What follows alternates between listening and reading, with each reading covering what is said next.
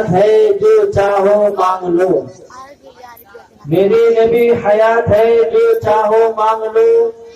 نبی کے عشق میں تسکین دل پانے کہاں جائے،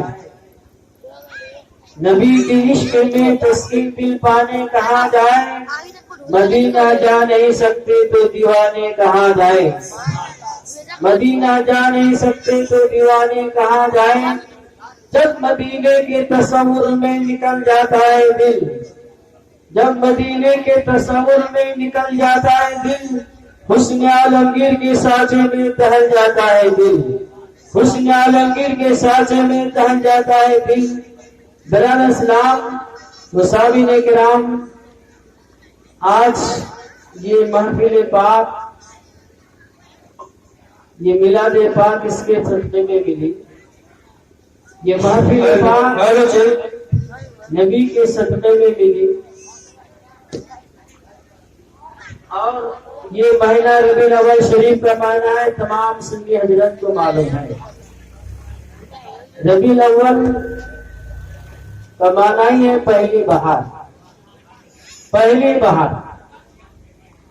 اور میرے آقا صلی اللہ تعالی وسلم ربیع الاول شریف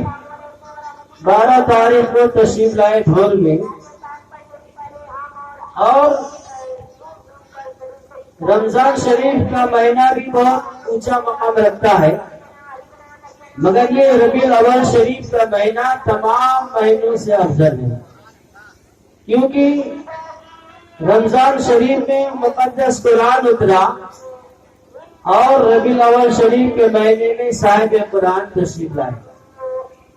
لہذا پتہ چلا، معلوم ہوا کہ ربیع الاول شریف کا وہ مہینہ ہے جو تمام مہینوں سے افضل اور بہتر ہے۔ اسی لیے دیوان مصطفیٰ جشن میلاد النبی مناتے ہیں، اور آج آقا کی آمد کی خوشی پر جشن میلاد النبی صلی اللہ تعالی وسلم رکھا گیا ہے، اور کل انشاءاللہ 9 بجے سے جلوس کی تیاری ہوگی،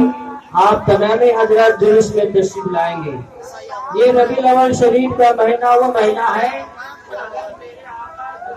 تشریف نہ لاتے نہ مقدس قرآن ملتا، نہ رمضان شریف کا مہینہ ملتا۔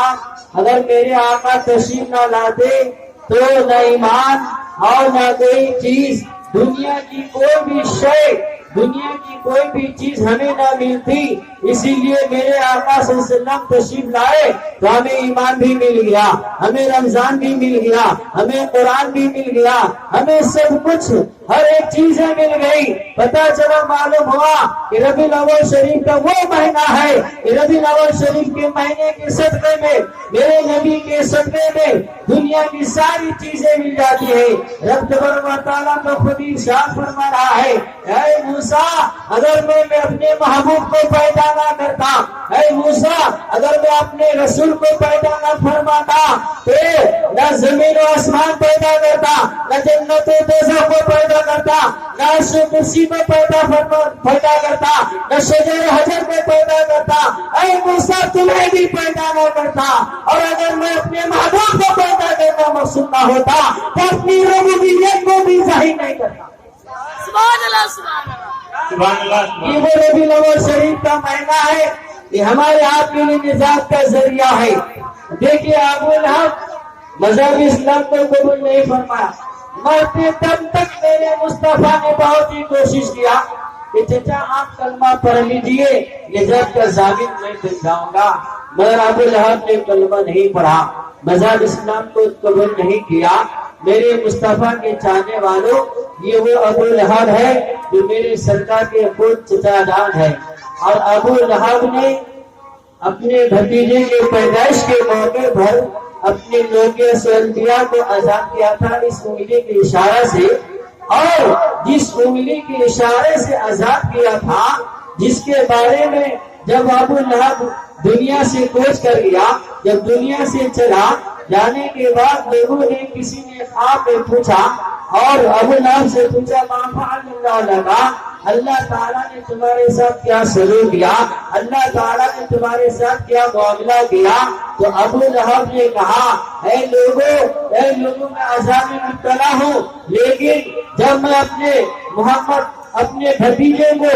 بھتیجے کے پیدائش کے موقع پر جب میں اپنی سولیا کو میں آزاد کیا تھا،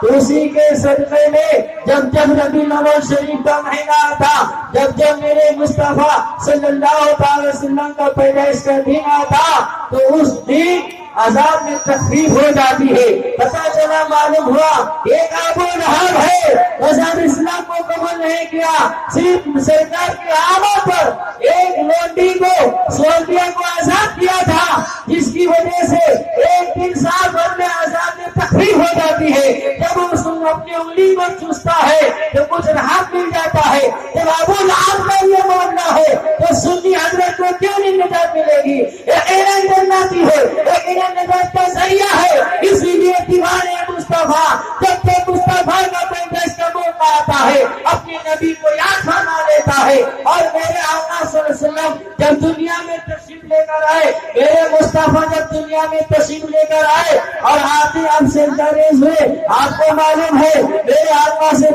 میرے رب سے پوچھا جائے، اے پروردگار عالم، دیوانے سے بھی پوچھا جائے، اے دیوانہ تمہیں دنیا میں کون سا شعر پسند آتا ہے؟ دیوانہ کہتا ہے مجھے وہ شعر پسند ہے جس میں میری محبوبہ رہتی ہے۔ آپ سے میں پوچھنا چاہتا ہوں، اے رب کائنات تو ہی بتا دے، تو نے کسی شہر کا قسم کھایا کہ نہیں ہے؟ رب کائنات قسم کھا کر کے اعلان فرما ہے، لا اقسم بہذا البلد وانت حل بہذا البلد، مجھے کسی شہر کا قسم نہیں، مجھے کسی شہر کا قسم نہیں، مجھے تو مکہ کی قسم اسی لیے ہے کہ میرے محبوب کی پیدائش کی جگہ ہے، اور میرے آقا آتی ہی دنیا میں اور سجدہ ریز ہو گئے اور ساری امت کو یاد فرمایا۔ آپ جانتے ہیں کہ میرے مصطفیٰ جب آئے تو صرف مکہ والوں کو یاد نہیں فرمایا، صرف مدینہ والوں کو یاد نہیں فرمایا، صرف اپنے خاندان والوں کو یاد نہیں فرمایا، مصطفیٰ آئے تو پوری امت کو یاد فرمایا، مصطفیٰ آئے تو پوری امت کو یاد فرمایا۔ اسی لیے دیوانے مصطفیٰ کے یہاں جب کوئی شادی کا موقع آتا ہے، جب کوئی غمی کا موقع آتا ہے، اپنے محبوب کو یاد فرما لیتا ہے۔ اللہ تبارک و تعالیٰ خود فرما رہا ہے، مجھے کسی شہر کی قسم نہیں، مجھے تو مکہ کی قسم اسی لیے ہے کہ میرے محبوب مکہ میں تشریف لائے۔ سبحان اللہ، سبحان اللہ، کی شان ہے۔ اسی لیے ہر جزا احسان الا الاحسان، احسان کا بدلہ احسان ہوا کرتا ہے۔ اسی لیے دیوانے مصطفیٰ اپنے محبوب کو یاد فرما لیتا ہے۔ میرے آقا دنیا میں تشریف لائے کی شان کے ساتھ آپ کو بتا دینا چاہتا ہوں، آئیے حضرت آدم علیہ السلام کی بارگاہ میں، حضرت آدم علیہ السلام جہاں آپ نے قدم رکھا، اللہ تعالیٰ نے اس عرفات کو پاک فرما دیا۔ حضرت حاجرہ رضی اللہ تعالیٰ عنہا نے جہاں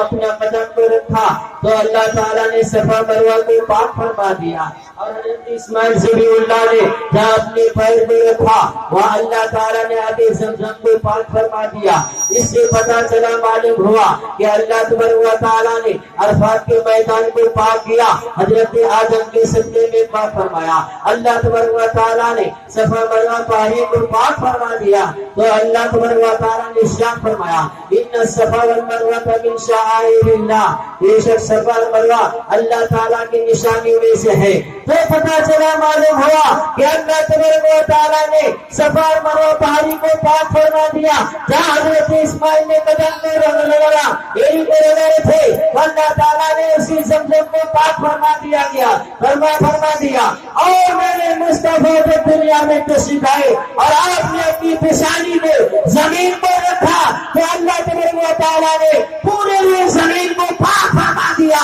اس سے پتہ چلا، معلوم ہوا کہ آدم کے سجدے میں اگر عرفات چلتا ہے اور حضرت حاجرہ کے ذریعے صفا مروہ پہاڑی چلتا ہے، حضرت اسماعیل ذبیح اللہ کے سجدے میں وہ اپنے زمزم کا پانی چلتا ہے، تو حضرت اسماعیل کے ذریعے مگر پوری زمین کو اللہ تعالیٰ نے پاک فرما دیا۔ صرف میرے آقا نے سجدہ رکھا اور پیشانی کو رکھا، اللہ تبارک و تعالیٰ نے اپنے محبوب کو جو پیدا فرمایا تو آپ پیدا ہوتی سجدہ میں ریز ہو گئے، اور رب حبلی امتی، رب حبلی امتی کہا کر کے آپ نے ساری امت کو یاد فرمایا۔ آپ نے صرف کسی خاندان والوں کو خاص یاد نہیں فرمایا بلکہ آپ نے پوری امت کو یاد فرمایا۔ برادر اسلام، میرے آقا کے چاہنے والوں، میرے مستشار فرماتے ہیں، اے لوگوں سنو، میں نے آدم کا بھی زمانہ پڑھا، میں نے تمام انبیاء کرام کا زمانہ پڑھا، حضرت موسیٰ کا بھی زمانہ پڑھا، حضرت عیسیٰ کا بھی زمانہ پڑھا، تمام انبیاء کرام کا زمانہ پڑھا ہے، مگر جو میرے مصطفیٰ جتنے خوبصورت تھے وہ کوئی انبیاء میں سے نہیں تھے، اتنے حسین و جمیل تھے، اتنے خوبصورت تھے۔ اللہ تبارک و تعالیٰ نے ایک حسین و جمیل میرے مصطفیٰ کو پیدا فرمایا۔ کوئی جبریل بیان دے رہے ہیں، نہ کوئی دنیا میں پیدا ہوا ہے نہ قیامت تک پیدا ہو سکتا۔ نعرہ تکبیر، نعرہ تکبیر، نعرہ رسالت، آقا کی آمد، آقا کی آمد، داتا کی آمد، آقا کی آمد، داتا کی آمد، مولا کی آمد، سودا کی آمد، پورو کی آمد، دلدار کی آمد، انوار کی آمد، رہبر کی آمد، سورر کی آمد، رسول کی آمد، مدنی کی آمد، مکی کی آمد، حضور کی آمد، پورو کی آمد، سب مل کر بولو، سرمانا چھوڑو، نعرہ تکبیر، نعرہ رسالت۔ آج پورے ہندوستان ہی نہیں بلکہ آج پوری دنیا میں نبی کی خوشی اور انہی کا یاد مناتے ہوئے نظر آ رہے ہیں، اور نبی کے نام پر گھر گھر میں جھنڈا بھی لہرایا جا رہا ہے، اور یہ وہ جھنڈا ہے، اگر ہندوستان کا جھنڈا پاکستان کی سرزمین پر اتار دیا جائے تو بغاوت پر آمادہ ہو جائے گا۔ اگر ہندوستان کا جھنڈا افغانستان لہرایا جائے تو افغانستان سے لڑائی ہو جائے گی۔ گویا کہ کوئی بھی ملک کسی دوسرے ملک میں جھنڈا نہیں لہرا سکتا ہے، اور نہ پاکستان والا جھنڈا ہندوستان میں لہرا سکتا ہے، نہ ہندوستان کا جھنڈا پاکستان میں۔ گویا کہ پوری دنیا میں کوئی کسی ملک کا جھنڈا اپنا جھنڈا دوسرے ملک میں نہیں لہرا سکتا ہے، مگر یہ وہ جھنڈا ہے مصطفیٰ جان رحمت صلی اللہ علیہ وسلم کی والدہ ماجدہ فرماتی ہے کہ جب مصطفیٰ تشریف لائے، جب محمد پیدا ہونے کا وقت آتا ہے تو 3 جھنڈے ڈالے گئے، ایک میرے نام ہے، ایک مکہ کی سرزمین پر، اور ایک پورا میں ایک روایت میں آیا ہے کہ یا تو بیت المقدس میں۔ بہرحال جھنڈے میرے مصطفیٰ کی آمد پر جھنڈا لگایا گیا، یہ وہ جھنڈا ہے، یہ وہ جھنڈا ہے جو پوری دنیا میں لہرا رہا ہے۔ آج یہ جھنڈا ہے پاکستان میں بھی لہرا رہا ہے، پاکستان والے بھی لہرا رہے ہیں، یہ وہ جھنڈا ہے جو افغانستان والے بھی لہرا رہے ہیں۔ نیپال چلے جائیے، ہر جگہ ہر ملک میں مصطفیٰ کا جھنڈا لہرایا جا رہا ہے، اسلام کا جھنڈا لہرایا جا رہا ہے۔ یہ تو وجہ ہے امام حسین رضی اللہ تعالیٰ عنہ نے ارشاد فرمایا تھا کہ یزید کے ساتھ میری کوئی ذاتی دشمنی نہیں تھی، بلکہ اگر یزید کے ساتھ میری اگر کوئی لڑائی تھی، یہی وہ جھنڈا ہے، مصطفیٰ کا جھنڈا ہے۔ اگر جان تو دے دیں گے، مصطفیٰ کا چہر جلا نہ دیں گے، جان مانگے تو جان دے دیں گے، مان مانگے تو مان دے دیں گے، مگر مصطفیٰ کا چہر جلا نہ دیں گے۔ اسی لیے امام حسین ارشاد فرمایا تھا کہ اگر کربلا کی سرزمین پر کسی کا جھنڈا لہرے گا، وہ کسی کا جھنڈا نہیں لہرے گا، بلکہ میرے مصطفیٰ کا جھنڈا لہرے گا، وہ میرے نانا کا جھنڈا لہرے گا۔ اسی لیے یہ وہ جھنڈا ہے کہ گھر گھر میں لہرائیے، یہ میرے آقا کی آمد کی خوشی کا اظہار ہے، نجات کا ذریعہ بھی ہے ماشاءاللہ۔ اور سالوں سے انسان سایہ کی سرزمین پر مکانوں میں لہرا رہا ہے، مکانوں میں لہر رہا ہے، اور سب لوگ آپ دیکھ بھی رہے ہیں، اور جشن میلاد میں آپ تشریف فرما ہے، یہ نجات کا ذریعہ ہے، یہ گارنٹی ہے کہ مصطفیٰ جان رحمت صلی اللہ علیہ وسلم دنیا میں تشریف لائے تو پوری امت کو یاد فرمایا۔ درود پاک سنائیے، اللہم صلی اللہ مولانا محمد صلی اللہ تعالی علیہ وسلم۔ اور ایک واقعہ آپ کے سامنے پیش کرتا ہوں۔ ابھی میرے آقا آنے کے صرف 52 دن باقی تھا، صرف 52 دن صرف باقی تھا میرے آقا کے آمد پر۔ اس موقع پر شاہ ابراہیم غنی نے مکہ کو ڈھانے کے لیے اپنی سپہ سالار کے ساتھ مکہ میں آنے کی تیاری کیا تھا، اور کچھ دور جب اور مکہ کے قریب پہنچنے والے تھے تو ہاتھی چلنا بند کر دیا اور سب لوگوں نے وہیں پناہ ڈال دیا اور وہیں سے چل کر کے کوشش کیا تھا۔ تو سب سے پہلے ابو طالب عبد المطلب کے کچھ اونٹ چوری کر کے اور لے کر گئے۔